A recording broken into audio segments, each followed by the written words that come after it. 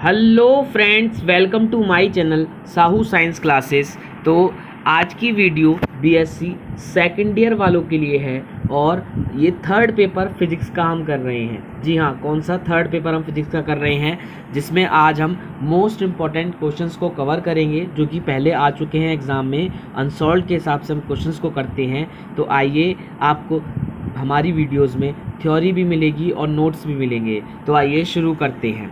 Bohr का सबसे पहले परमाणु मॉडल मोस्ट इम्पॉर्टेंट है भाई, है ना। सन 1913 में बोहर ने, देखो बोर लिखा होगा बोहर लिखा होगा, कंफ्यूज मत होना, एक ही बात है। क्वांटम सिद्धांत की सहायता से एक मॉडल प्रतिपादित किया, है ना। क्वांटम सिद्धांत की सहायता से उन्होंने क्या किया, एक मॉडल प्रतिपादित किया जिसे बोर का परमाणु मॉडल कहते हैं। आइए इसे समझेंगे क्या है।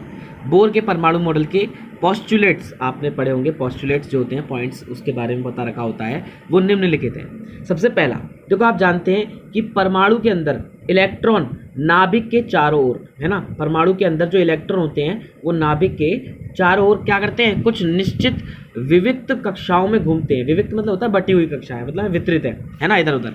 तो विविक्त कक्षाओं में घूमते हैं तथा इन कक्षाओं में घूमते समय इलेक्ट्रॉन का ऊर्जा उत्सर्जन नहीं करते हैं। जो इलेक्ट्रॉन घूम रहे हैं ना, तो ऊर्जा का उत्सर्जन मतलब ऊर्जा निकाल नहीं रहे हैं, है ना, उत्सर्जित नहीं कर रहे हैं, ठीक है। और इन कक्षाओं को स्थायी कक्षाएं या क्वांटमित कक्षाएं कहते हैं। ये कक्षा अपनी जगह पे होती हैं, तो इसलिए स्थायी कक्षाएं या क्वांटमित कक्षाएं कहते हैं। और इलेक्ट्रॉन के घूमने के लिए आवश्यक जो अभिकेंद्रीय बल होता है वो इलेक्ट्रॉन व नाभिक के बीच लगने वाले स्थिर वैद्युत आकर्षण बल से प्राप्त होता है। भाई आप देखो, ये है नाभिक, है ना, इलेक्ट्रॉन यहाँ घूम रहा है, तो ये इलेक्ट्रॉन पे नेगेटिव चार्ज होता है, यहाँ पॉजिटिव चार्ज होता है, तो इनके बीच क्या लग रहा होगा, कूलाम के नियम से बोले तो स्थिर वैद्युत आकर्षण बल लग रहा होगा। और स्थिर वैद्युत आकर्षण बल ही क्या करता है भाई, ये घूमता है, तो यहाँ पर हमें घूमने के लिए किसकी बल की आवश्यकता होगी, अभिकेंद्रीय बल की। तो अभिकेंद्रीय बल प्रदान करता है, ठीक है, पहला पॉइंट हो गया। सेकंड पॉइंट है, स्थायी कक्षाओं में इलेक्ट्रॉन के कोणीय संवेग का मान h/2π का पूर्ण गुणज होता है। जो स्थायी कक्षाएं होती हैं उनमें इलेक्ट्रॉन के कोणीय संवेग का जो मान होता है वो h/2π का पूर्ण गुणज होता है, ठीक है। जहाँ h क्या होता है, प्लांक नियतांक होता है ना। यदि इलेक्ट्रॉन का द्रव्यमान m मान लें और त्रिज्या r मान लें, है ना, तो कक्षा में v वेग से घूम रहा हो, है ना, तो इसे अभिग्रहित के अनुसार हम बोल सकते हैं भाई कोणीय संवेग mvr होता है। mvr क्यों होता है, क्योंकि j क्या होता है, p/r, और p की जगह mv आ गया तो mvr हो जाएगा, है ना। mvr nh/2π, जहाँ जो n है वो 1 2 3 है और इसे मुख्य क्वांटम संख्या कहते हैं। 11th क्लास में केमिस्ट्री में पढ़ा होगा आपने। बोर के इसी अभिग्रहित को बोर की क्वांटम शर्त भी कहते हैं, ठीक है। नेक्स्ट पॉइंट है, जब परमाणु को बाहर से ऊर्जा मिलती है तो उसका कोई इलेक्ट्रॉन अपनी कक्षा छोड़कर किसी ऊंची कक्षा में चला जाता है, लेकिन यह उत्तेजित अवस्था अस्थायी होती है, ठीक है। भैया आपको पता होगा, इलेक्ट्रॉन को यदि अपनी जगह से निकालना है तो उसे कुछ ऊर्जा की आवश्यकता होती है, तो वो ऊर्जा लेता है और निकलता है और जंप मारता है हाई लेवल कक्षाओं में, है ना, कक्षाओं में, ऑर्बिटल्स में। अतः इलेक्ट्रॉन सिर्फ 10⁻⁸ सेकंड के पश्चात अपनी पुरानी कक्षा में लौट आता है, नीची कक्षा में लौट आता है। और लौटते समय इलेक्ट्रॉन विद्युत चुंबकीय तरंगों के रूप में ऊर्जा उत्सर्जित करता है। किसके रूप में, विद्युत चुंबकीय तरंगों के रूप में ऊर्जा उत्सर्जित करता है ना। अब देखो, यदि ऊंची कक्षा में इलेक्ट्रॉन की ऊर्जा E2 हो तथा नीची कक्षा में E1 हो, तो आपको पता है फॉर्मूला क्या हो जाएगा, E2 - E1 = hν, क्योंकि E क्या होता है, hν, या फिर बोले डेल्टा E hν। तो डेल्टा E की जगह पे क्या आ गया, E2 - E1, जहाँ न्यू उत्सर्जित विद्युत चुंबकीय तरंगों की आवृत्ति तथा h प्लांक नियतांक है। इस समीकरण को बोर की आवर्ती शर्त भी कहते हैं, ठीक है। नेक्स्ट आता है बोर का संगति नियम, मोस्ट इजी और मोस्ट इंपॉर्टेंट। भाई इस नियम के अनुसार किसी परमाणुवीय निकाय की क्वांटम संख्या के अधिक मानों के लिए क्वांटम सिद्धांत से प्राप्त परिणाम जो होता है वो चिरसम्मत सिद्धांत से प्राप्त परिणामों से मेल खाता है। क्वांटम संख्या के अधिक मानों के लिए क्वांटम सिद्धांत जो होता है वो चिरसम्मत सिद्धांत से प्राप्त परिणामों से मेल खाता है।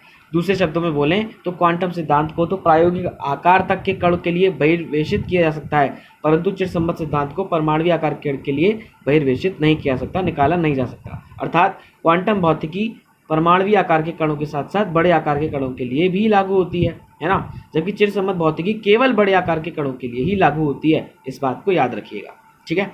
नेक्स्ट है आपका, नेक्स्ट पे चलते हैं। नेक्स्ट है प्रकाश विकिरण ऊर्जा तथा द्रव्य की द्वैतीय प्रकृति का क्या अर्थ है, उदाहरण सही समझाइए। देखो भाई, द्वैतीय प्रकृति यानी कि ड्यूअल नेचर ऑफ लाइट, या फिर प्रकाश तथा द्रव्य की द्वैतीय प्रकृति। प्रकाश तथा द्रव्य की द्वैतीय प्रकृति होती है, ये वाली बात आपको पता है। अर्थात प्रकाश तथा द्रव्य दोनों ही कुछ परिघटनाओं में तरंग की भांति व्यवहार करते हैं, तरंग की भांति व्यवहार भी करते हैं और कण की भांति भी व्यवहार करते हैं, लेकिन तरंग तथा कण दोनों के गुणों को एक साथ प्रदर्शित नहीं करते। ठीक है, नेक्स्ट इसके बाद उदाहरण के लिए हम बोले प्रकाश विकिरण ऊर्जा कुछ परिघटनाओं जैसे व्यतिकरण दिखा आपने, है ना, व्यतिकरण दिखा है भाई आपने, व्यतिकरण, है ना, व्यतिकरण देखा होगा आपने, है ना, फ्रिंजें बनती हैं हमारी, व्यतिकरण। और उसके बाद में है आपका विवर्तन है, ध्रुवण है, इसको प्रदर्शित करता है, जिनकी व्याख्या तरंग सिद्धांत के द्वारा दी जा सकती है ना। इससे स्पष्ट होता है कि प्रकाश की तरंग प्रकृति होती है। इसके विपरीत अगर कुछ प्रकाश की कुछ परिघटनाएं देखें, जैसे प्रकाश विद्युत प्रभाव, कॉम्पटन प्रभाव। प्रकाश विद्युत प्रभाव में आपने देखा होगा, मैंने एक वीडियो बना रखी है प्रकाश विद्युत प्रभाव की, उसमें देखिएगा प्रकाश विद्युत प्रभाव जब किसी धातु पर, है ना, हम क्या डालते हैं, हम उच्च आवृत्ति का प्रकाश डालते हैं तो वही इलेक्ट्रॉन उत्सर्जित होते हैं, तो क्या होता है, ये फोटोन की तरह आता है प्रकाश, प्रकाश किसी तरह आता है, फोटोन की तरह आता है ना। तो कॉम्पटन प्रभाव को भी प्रदर्शित करता है, जिनकी व्याख्या क्वांटम या फोटोन सिद्धांत के द्वारा हो पाती है। इससे स्पष्ट होता है कि प्रकाश की कण प्रकृति होती है, अतः हम कह सकते हैं कि प्रकाश में तरंग एवं कण दोनों के ही गुण होते हैं, अर्थात प्रकाश की द्वैती प्रकृति होती है। प्रकृति स्वयं दो मूल रूपों द्रव्य तथा ऊर्जा में व्याप्त है ना भाई। इसी के बाद इतना ही लिखना है, इसमें ज़्यादा लिखना नहीं है, ठीक है। इसके बाद है बोर का पूरक नियम। तो देखो बोर का पूरक नियम क्या है, इस नियम के अनुसार तरंग तथा कण प्रकृति एक दूसरे की पूरक होती है। इसका तात्पर्य क्या है, यदि किसी एक प्रयोग द्वारा तरंग प्रकृति की पुष्टि होती है तो उसी प्रयोग द्वारा कण प्रकृति की पुष्टि नहीं की जा सकती। मतलब एक एक्सपेरिमेंट यदि उसकी जैसे व्यतिकरण है, वो बताता है कि प्रकाश तरंग की भांति व्यवहार करता है, तो वो ये नहीं बता सकता कि प्रकाश कण की भांति भी व्यवहार करता है ना। तो ये बोहर का पूरक नियम है, ठीक है। उसके बाद है दे ब्रोगली तरंग की परिकल्पना क्या है अथवा द्रव्य तरंगे क्या है। तो दे ब्रोगली या डी ब्रोगली एक ही बात है कि द्रव्य तरंग परिकल्पना। दे ब्रोगली के अनुसार प्रत्येक गतिमान द्रव्य कण के साथ एक तरंग संबद्ध होती है ना। तरंग हमने पढ़ी है, तरंग प्रकाश की तरह, प्रकाश तरंग की भांति व्यवहार करता है, जिसे द्रव्य तरंग कहते हैं। द्रव्य तरंग की तरंग दैर्घ्य लैम्डा = h/p होती है ना, अभी फॉर्मूला निकालेंगे, से व्यक्त की जाती है, जहाँ h प्लांक नियतांक तथा p कण का संवेग है। द्रव्य तरंगे सभी प्रकार के आवेशित तथा अनावेशित गतिशील द्रव्य कणों से संबद्ध होती है, बनी होती है ना। ये तरंगे विद्युत चुंबकीय तरंगे नहीं होती हैं, ठीक है। देखो मोस्ट इंपॉर्टेंट है, 2016 में आ चुका है, आपके पेपर में आने के सबसे ज़्यादा चांसेस हैं इसके। डी ब्रोगली तरंग दैर्घ्य के लिए व्यंजक लैम्डा = h/p का निगमन। किसी गतिमान कण से संबद्ध तरंग की तरंग दैर्घ्य को दे ब्रोगली तरंग दैर्घ्य कहते हैं, जिसे सूत्र लैम्डा = h/p से व्यक्त किया जाता है। और h क्या होता है यहाँ पे, प्लांक नियतांक, और p क्या होता है, कण का संवेग होता है ना। सर्वप्रथम हमने गतिमान फोटोन से संबद्ध तरंग की तरंग दैर्घ्य के लिए व्यंजक प्राप्त करेंगे। हमने माना E क्या होता है, h/न्यू, है ना। E क्या होता है, h न्यू होता है ना। और हम जानते हैं आइंस्टीन का रूल, E समीकरण जो है E mc² होता है ना, आइंस्टीन का ये। अब दोनों को बराबर रख दिया क्योंकि दोनों ही एनर्जी के बराबर है, तो mc² क्या हो जाएगा, h न्यू हो जाएगा, है ना। इसको जूम कर लेते हैं, mc² क्या हो जाएगा, h न्यू हो जाएगा।